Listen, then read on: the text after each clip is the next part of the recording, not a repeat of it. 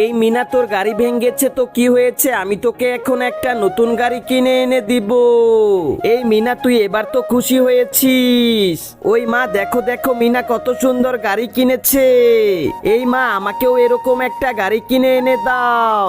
এই রাজু কিভাবে নতুন গাড়ি কিনলো? রাজু তো অনেক গরিব। এই আব্বু আব্বু, আমি একটা নতুন কার কিনবো। ঠিক আছে মিনা, আমি তোর জন্য একটা নতুন কার কিনে এনে দিব।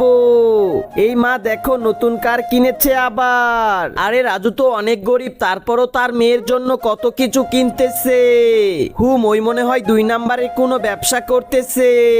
হ্যাঁ, আমি এখনই পুলিশকে ফোন করি।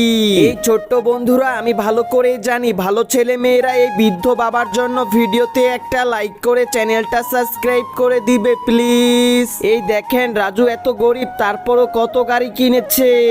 এই তুমি এই সব গাড়ি কোথা থেকে কিনেছো?